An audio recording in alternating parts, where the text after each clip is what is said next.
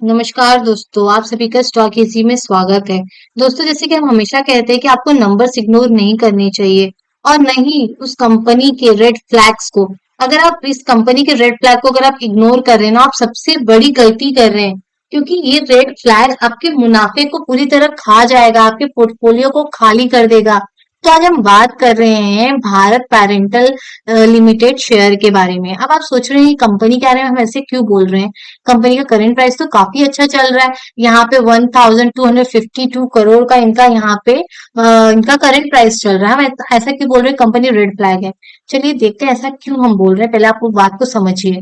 बात यहाँ हो रही है सबसे पहले मार्केट कैपिटल। अब मार्केट कैपिटल देखिए कितना है, 863 करोड़। आप पहले समझ गए होंगे ये एक स्मॉल कैप कंपनी है। और कंपनी का अगर आप डेट देखेंगे वो यहाँ पे 131 करोड़ का, यानी कि कंपनी का जो मार्केट कैपिटल है और फिर इसका जो डेट देखेंगे तो ज्यादा डिफरेंस नहीं है, यानी इन्होंने यहाँ पे डेट भी ले रखा हुआ है। तो ऑब्वियस सी बात है, कंपनी है, बिजनेस है, चलाने के लिए तो कर्ज लेंगे ही। ये तो एक नॉर्मल सी बात है। ठीक है, चलिए यहाँ भी हम एग्री कर जा रहे हैं। कंपनी के ईपीएस को देखिए। कंपनी का ईपीएस क्या है, नेगेटिव में, यानी कंपनी कुछ भी नहीं कमा रही है यहाँ पे। यहाँ पे वो नेगेटिव में है। इसकी वजह से कंपनी का यहाँ पे स्टॉक पी भी नहीं है, क्योंकि जब यहाँ पे इनकी अर्निंग्स नेगेटिव में तो स्टॉक पी कैसे रहेगा यहाँ पे। हम चलिए इसके प्रॉफिट एंड लॉस स्टेटमेंट में थोड़ा नजर डालते हैं कि कंपनी क्या कर रही है, कंपनी कैसे रेवेन्यू जनरेट कर रही है कि यहाँ पे ये नेगेटिव में चली गई है। ये कंपनी की सेल्स है। आप देख रहे हैं मार्च 2016 में इन्होंने 124 करोड़ का रेवेन्यू जनरेट किया था, जो कि मार्च 2025 में आके सिर्फ और सिर्फ 340 करोड़ हुआ है। आप देखिए क्या है, बिजनेस क्या कर रही है, फार्मा कंपनी है क्या इतनी। अगर आप बोल रहे हैं कि ये फार्मा कंपनी है, ये बहुत छोटी कंपनी है, स्मॉल कैप कंपनी है, काफी छोटी है, तो ऐसे ही बिजनेस करेगी। जब वो ऐसे ही बिजनेस करेगी तो क्या ये ओवर वैल्यूड स्टॉक नहीं हो गया। ये करंट प्राइस क्या ये इतना, इसको मार्केट को इतना हाइप देना चाहिए था, क्या मार्केट को इसको इतना चढ़ाना चाहिए था। आप बताएं क्या ये इतना डिजर्व करता है, कहीं मैनिपुलेशन तो नहीं हो रहा। इस चीज पे नजर डालें ना, कंपनी जब कमा ही नहीं रही है, छोटी सी कंपनी है, उसकी कोई अर्निंग्स नहीं है, तो मार्केट में उसको इतना हाइप क्यों मिला है, लोग उसको इतना वैल्यूएशन क्यों दे रहे हैं। क्या ये ओवर वैल्यूड नहीं होगा। जब ये गिरेगा ना, धड़ाम से गिरेगा, आपको निकलने का मौका नहीं मिलेगा। ऐसे स्टॉक्स में ऐसे ही होता है, ऐसे ही रिटेलर्स फंसते हैं। सेल्स इतनी कम है, एकदम स्टैग्नेंट हो गई है। आप सोचिए कि 11-10 साल में ये 1000 तक भी नहीं पहुंच पाए। इनका जो रेवेन्यू है 1000 तक तो पहुंचना चाहिए था। स्मॉल कंपनी तो क्या हुआ, तो फिर इतना ज्यादा कि इनको मार्केट में इतना वैल्यूएशन क्यों मिल रहा है, इतना ज्यादा इनको प्राइस ऊपर क्यों जा रहा है इनका। जब भी कुछ अगर स्मॉल कैप है तो इनकी प्राइस भी कुछ ऐसी होनी चाहिए थी कि 200 भी ज्यादा हो गया एक्चुअली, 100 के आसपास होना चाहिए था, या तो उससे नीचे। तो फिर बोलते हैं हाँ सही है, जितना कमा रही है उतना इसको मार्केट वैल्यू कर रहा है, उतना दे रहा है, हाइप भी ज्यादा नहीं है। लेकिन यहाँ पे आप देख रहे हो क्या हो रहा है, आपकी नजर में चीज आ नहीं रही, आप सिर्फ करंट प्राइस देख के इन्वेस्ट करते जा रहे हो। आप लेकिन इस चीज को नहीं देख रहे हो कि कंपनी कितनी छोटी है, कितना कम यहाँ पे रेवेन्यू जनरेट कर रही है, कितना कम यहाँ पे ऑपरेटिंग प्रॉफिट जनरेट कर रही है, उनका मार्जिन कितना गिर गया है। कंपनी का मार्जिन देखिए आप, कंपनी का मार्जिन गिर चुका है। एक टाइम था 8% का इनका मार्जिन था, अब बढ़ के यहाँ पे 13% तक आया था, लेकिन धीरे धीरे वो मार्जिन भी यहाँ पे गिर चुका है। हाँ, और फिर अगर आप इनके नेट प्रॉफिट को देखेंगे, नेट प्रॉफिट इस समय नेगेटिव में है, यानी कि कंपनी यहाँ पे जो इनका बॉटम लाइन है वो यहाँ पे लॉस बुक किया है उसने 2025 में। ये ना और ज्यादा होता अगर इनका ये जो अदर इनकम है ना यहाँ पे 11 करोड़ का, अगर ये इतना नहीं होता तो ये और ज्यादा आपको यहाँ पे थोड़ा बड़ा अमाउंट देखने को मिलता। लेकिन इसके वजह से ये चीज यहाँ पे नहीं हो पाई है। और यहाँ पे जो आपको यहाँ पे 16 करोड़ दिख रहा है, 11 करोड़ दिख रहा है, ये आप देखिए यहाँ पे 12 करोड़ का है। इन्होंने 20 करोड़ का यहाँ पे ऑपरेटिंग प्रॉफिट किया, 12 करोड़ का इन्होंने अदर इनकम जनरेट किया। यहाँ पे भी आपको सेम पिक्चर देखने को मिल रही है।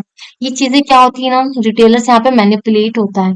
और ये रिटेलर्स को ही मैनिपुलेट करने के लिए होता है कि हमारा जो बॉटम लाइन है वो तो प्रॉफिट में है, आप इन्वेस्ट कर सकते हैं, लेकिन क्यों करें जब आपकी इसमें ही ग्रोथ नहीं है। तो ये हमारे पोर्टफोलियो में अगर हम शेयर लेके रख लेते हैं तो हमारा पोर्टफोलियो कैसे ग्रो करेगा, वो तो ग्रो नहीं कर पाएगा ना, वो भी इनके से स्टैग्नेंट हो जाएगा। और मैनेजमेंट का भी तो यहाँ पे कोई एफर्ट नहीं दिख रहा है। कोई एफर्ट्स आपको दिख रहे हैं कि कंपनी कुछ करना चाहती है कि हम बढ़े, ऐसा तो कुछ यहाँ पे देखने नहीं मिल रहा है। अगर हम थोड़ा नीचे आएंगे तो यहाँ पे हमारे सामने इनकी बोरोइंग्स है। कंपनी ने अपनी बोरोइंग्स की क्योंकि उन्हें कैपेक्स करना था। यहाँ पे आप देखेंगे किस तरह इन्होंने बोरोइंग्स की है, यहाँ पे इन्होंने बोरो किया हुआ है। यहाँ पे देखिए मार्च 2024 तक 158 करोड़ की, यहाँ पे इतनी बोरोइंग्स थी, फिर यहाँ पे 180 करोड़ की हो गई। अब यहाँ पे क्या हो रहा है कि इनकी बोरोइंग्स बढ़ गई 2025 तक, लेकिन सितंबर में उन्होंने क्या की, घटा दी। कैसे घटा दी? बोरोइंग्स कैसे घट गई? फिक्स एसेट को सेल करके घट गई। ये तो फार्मा कंपनी है ना, इन्होंने ऐसे क्या सेल कर दिया? इनको क्या सेल करने की जरूरत है अपने फिक्स एसेट को? अगर इनको अपने रेवेन्यू जनरेट करने हैं तो इन्होंने अपने फिक्स एसेट क्यों सेल किए? फिक्स एसेट सेल कर देंगे तो कैसे ये यहाँ पे रेवेन्यू जनरेट करेंगे, कैसे अपने बिजनेस को ये ग्रो करेंगे? ये सारी चीजें भी आपको ध्यान देनी चाहिए। अगर आप देखें यहाँ पे 2025 में 172 करोड़ अभी तक इनके गल्ले में आया नहीं है। इन्होंने रेवेन्यू कितने का जनरेट किया है? सिर्फ 340 करोड़ का इन्होंने रेवेन्यू जनरेट किया, जिसमें से 172 करोड़ अभी तक इनके गल्ले में आए नहीं, इतने बाकी हैं अभी तक।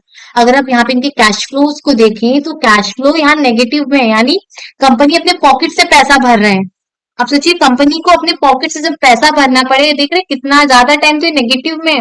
मतलब ये रेवेन्यू यहाँ पे अपने कैश फ्लो जो इन प्रॉफिट कमा रहे हैं उसको ये कैश में कन्वर्ट नहीं कर पा रहे, बल्कि इनको अपने पॉकेट से पैसा भरना पड़ रहा है। इसका क्या मतलब निकाला जाए? कंपनी कहाँ ग्रो कर रही है? कहीं ग्रो करते हुए आपको दिख रही है? क्या आपको लगता है अगर आप इसमें इन्वेस्ट करेंगे तो आपका पैसा यहाँ बनेगा कि बिगड़ेगा? क्या आपका पैसा यहाँ ग्रो कर जाएगा कि डूब जाएगा? अब आप खुद सोचें, जो बिजनेस स्टैग्नेंट है, जो रेवेन्यू नहीं जनरेट कर रही हो, कैसे फ्यूचर में ग्रो करेगी? अब जैसे कि हमने ऊपर देखा कि ट्रेड रिसीवेबल में कि इनका पैसा इतना आना बाकी है, तो ऑब्वियस सी बात है कि यहाँ पे इनके वर्किंग कैपिटल पे इम्पैक्ट आएगा ही। आप देखिए, इनको 180 जहां से माल उठाते हैं, इनको 184 डेज में इनको वहां पे पैसा देना होता है। हाँ, इनको वन ये जहां से मतलब ये जहां से माल बेच रहे हैं, डेटर्स डेज में क्या होता है कि जहां ये माल जिसको बेच रहे हैं, अपना प्रोडक्ट बेच रहे हैं, जो भी चीज 184 डेज में इनको पैसा मिलता है। मतलब 184 डेज लग जाते हैं इनको पैसा अपने पास लाने में, जिसको माल बेचा है इन्होंने अपना बनाया हुआ। और ये जहां से कच्चा माल उठाते हैं, रॉ मटेरियल्स उठाते हैं, इनको वहां 146 डेज में देना पड़ रहा है। तो इसका क्या मतलब हुआ? इनको अपने बिजनेस से पैसा निकाल के देना पड़ रहा है। ये नहीं कि इन्होंने जो माल बेचा है उधर से पैसा आ जाए, फिर वो जो खर्चा हुआ वहां से हम दे दें। नहीं, इनको अपने पास से पैसे देने पड़ रहे हैं पहले, फिर बाद में 184 डेज बाद वहां से पैसे आ रहे हैं। तो ये भी एक रेड फ्लैग होता है कि मैनेजमेंट अपने वर्किंग कैपिटल को यहाँ मैनेज नहीं कर पा रहा है। ये भी एक रेड फ्लैग है यहाँ पे। अगर आप यहाँ पे देखेंगे तो एक टाइम था 2023 में इनका 73.84% की इनकी होल्डिंग थी। मान लीजिए मोटा मोटी 74% की होल्डिंग इन्होंने रखी थी, जो कि घट के अब यहाँ पे 67.17 की होल्डिंग होगी। अगर यही होल्डिंग ना एफआईज डीआईज ने बाय की होती तो एक पॉजिटिव इम्पैक्ट आता। हाँ, फार्मा सेक्टर तो अच्छा चल ही रहा है, अगर आप फार्मा सेक्टर उठाएंगे तो एफआईज एंड डीआईज ने भर भर के उसमें बाइंग की हुई है, लेकिन उसमें पब्लिक नहीं है। क्यों नहीं है? वो अच्छे स्टॉक से ना, तो पब्लिक ऐसी चीज से अट्रैक्ट नहीं हो पाती अच्छे स्टॉक से। वो तो ऐसे स्टॉक से अट्रैक्ट होती है जहां रेवेन्यू ना जनरेट होता हो। देखिए, पब्लिक यहाँ पे, पब्लिक का क्या काम है यहाँ पे? अब देखिए, इन्होंने सेल किया, इन्होंने बाय किया। पब्लिक यहाँ पे 31.65% की होल्डिंग पे बैठी हुई है। लेकिन ये लो फ्लोट स्टॉक भी है यहाँ पे, ये चीज भी है यहाँ पे, ये चीज आप देख सकते हैं। और पहली और ये जो आपने देखा, ये जो रेड फ्लैग्स है ना, इसको आप बिल्कुल इग्नोर मत करना। अगर आप डिसीजन लेंगे, अगर आपको स्टॉक में इन्वेस्ट करना है, तो सारे रेड फ्लैग को नजर में रखते हुए आपको ऐसे स्टॉक्स में इन्वेस्ट करना है। क्या आप ऐसे रेड फ्लैग को देख के ऐसे स्टॉक में इन्वेस्ट कर पाएंगे? ये सारी चीजें आपको ध्यान देने की, फ्यूचर में ये आपको कितना रिटर्न बना के दे पाएगा। अब हम थोड़ा इसके चार्ट पे नजर डालते हैं कि चार्ट में क्या हो रहा है। अगर आप देखेंगे, एक टाइम था, ये हमेशा ही इसका पैटर्न देखिए हिस्ट्री में, ये साइडवेज था, ये देखिए साइडवेज है। फिर यहाँ पे एक बढ़त दिख, इधर साइडवेज था, बढ़त, साइडवेज, बढ़त। अब यहाँ पे भी सेम, आपको यहाँ पे सेम पिक्चर देखने को मिल रही है, देखिए। लेकिन आप ध्यान देना कि प्रमोटर्स कब आपको दे के चले जाएंगे ना, आप समझ नहीं पाएंगे। ये देखिए, यहाँ पे इसने ट्रिपल, यहाँ पे देख रहे हैं आप, यहाँ पे ट्रिपल टॉप बनाया है इसने, एक दो तीन, तीन बार ऊपर गया है। यहाँ पे ऊपर गया, फिर यहाँ से नीचे आ गया, फिर रिटर्न ऊपर गया, इस लो को इसने ब्रेक किया हुआ है, देख रहे हो आप। फिर ऊपर गया, मतलब ट्रिपल टॉप बन के तभी नीचे आ रहा है। ये लो को भी इसने ब्रेक करके नीचे आ गया है।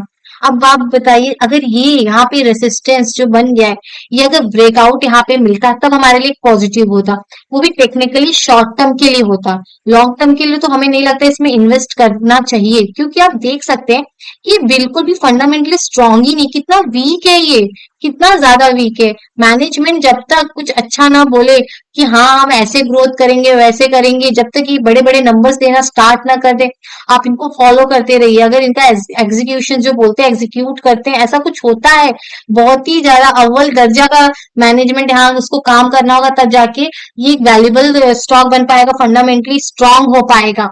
यहाँ पे इनको बहुत मेहनत करनी होगी। अगर आप देखें यहाँ पर, तो ये देखिए कैसे, यहाँ देखिए ये साइड, यहाँ पे एक डाउन ट्रेंड आया था, तो यहाँ पे लोग बोलेंगे अरे ब्रेकआउट हो गया, ब्रेकआउट हो गया। कैसे ब्रेकआउट हो गया? इसको आप ब्रेकआउट बोलेंगे कि यहाँ दर दर दर आपको रेसिस्टेंस मिल जाएगा, हर हर मोड़ पे आपके लिए रेसिस्टेंस है, यहाँ पे रेसिस्टेंस है, यहाँ पे रेसिस्टेंस है।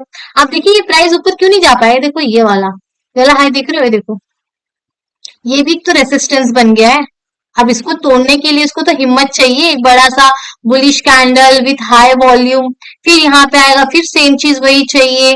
अब उसके लिए कब ये सारी चीजें होती है? आप सोचिए, ऐसी सारी चीजें कब होती है? जब फंडामेंटल स्ट्रांग होता है ना, तो सब इसमें इन्वेस्ट करना चाहते हैं। और जब ये लोग आते हैं ना, ये इंस्टीट्यूशनल्स, तब ये सारी चीजें आपको देखने को मिलेगी। तो ऐसे ना, ऐसे स्टॉक से आप दूर रहिए जिनके अंदर कोई क्वालिटीज ना हो, जो ऐसे परफॉर्मेंस हो जिन मैनेजमेंट के, जिनका रेवेन्यू एकदम स्टैग्नेंट हो गया हो, जिनके अंदर ग्रोथ करने की इच्छा ही नहीं है, इनका बिजनेस मर चुका है हो, ऐसे स्टॉक से आपको दूर हो जाना चाहिए। तो दोस्तों आज के लिए रुकते हैं। अगर वीडियो आपको यूजफुल लगा है तो लाइक कमेंट सब्सक्राइब जरूर करें।